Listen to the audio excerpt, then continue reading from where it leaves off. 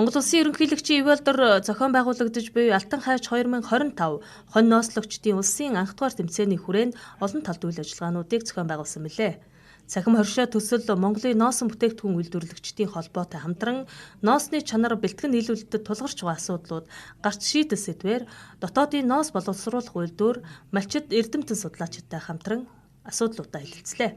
Технологийн шийдлийг асаан малчтад одоо энэ шаардлагатай захим үйлчлэгийг хялбар хэрхэн маш их гарын доорны хялбар хүргэх вэ гэдэг асуудлыг анхаарахаас гадна нөгөө талаасаа бас энэ малчтын хөдөлмөр хорших энэ хоршоо хэлбэрийн бүтцийг илүүтэй дэмжих ийм бодлогыг бол бас энэ төслийн хүрээнд бас барьж байгаа. Тэгэхээр өөрөөр хэлбэл хоршоодын хувьд мөн л адилхан бас энэ захим энэ технологиудыг яаж хэрэглэх вэ? Захим одоо системүүдийг ямар хуу байдлаар ашиглах вэ гэдэг нь илүү бас дэмжлэг үзүүлэх.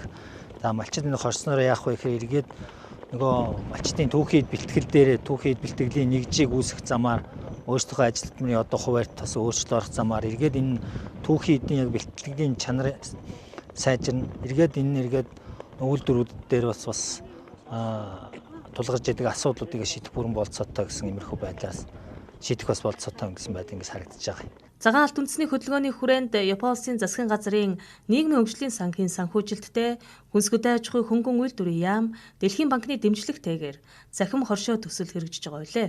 Цахим хоршоо төсөл малчтын орлогыг нэмэгдүүлэх чиглэлээр ажиллаж байна. Ноосны бэлтгэл хүлээн авах энэ хяргах энэ ажиллагаа бол технологийн дагуу стандартын дагуу дэвшилтэд тоног төхөөрөмж ашиглаж ийм цахилгаан хайч ашиглаж хийж байгаа нь биднэрт бол маш их давуу талыг олгоно. Энэ цахилгаан хайчаар болон гар хайчаар зөв техникээр ноосыг хяргаж бэлтснээр үйлдвэрлэл дээр чанартай түүхий идэрдэг. Энэ түүхий ид бол цаашаа бүтээгдэхүүн болохдоо бас чанарын шаардлага хангасан боловсруулах технологийн явцад одоо хэвийн одоо сайн явах тийм нөхцөл нь бүрддэг байгаа. Захим хоршоо төсөл хэрэгжснээр төсөлд хамрагдсан малчтын орлогыг 10 орчим хувиар нэмэгдүүлэх зорилготой ажиллаж байгаа юм. Дөрвөн аймгийн 8 сумыг сонгож загвар байдлаар хэрэгжүүлж байгаа төдийгүй цаашдаа орон нутгуудад хэрэгжүүлээд явах боломжтой юм а. Ноосны гарцыг малын үйлдвэр ухсааг сайжруулах замаар гарц өндөртэй малын чанарыг нэмэгдүүлж үр дүнд хүрэх нөгөөтэйгүүр малчтын ажлыг хөнгөвчилж бүтээмжийг өндөржүүлэхэд анхаарах шаардлагатай байгааг сургалтанд оролцогчид онцолж байна. Мал аж ахуйн салбарт маань бас нөгөө хүн хүчний одоо дутагдaltaй асуудлыг тулгарч байна.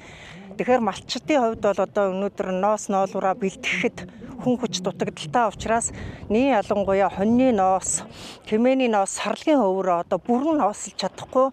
Ялан хоньны ноосны хувьд одоо хөөрөөд унах, тал нь унах ч юм уу талын авч чадахгүй ингээ 20% 30% алдж байгаа. Тэгэхээр өнөөдрийн энэ арга хэмжээ бол малчдын ажлыг хөнгөвчлсөн цахилгаан хайшааг ашиглаад хэрхэн бүтээмжийг нэмэгдүүлэх үү гэдэг ийм ажлыг явуулж байгаа нь бас нэг саашаалтай. Тэгэхээр малчдын хувьд өнөөдөр өөрсдөө түүхий идэ бэлтгэн гэхээс илүү мэргэжлийн үйлчилгээний нэгжүүдээр одоо үйлчилгээ авах. Ноосоо ноолуураа хөврөө яг малын хөөрсөн үед нь цаг хугацаанд нь ингээд давал бас гарцыг нэмэгдүүлэх юм боломж байгаа.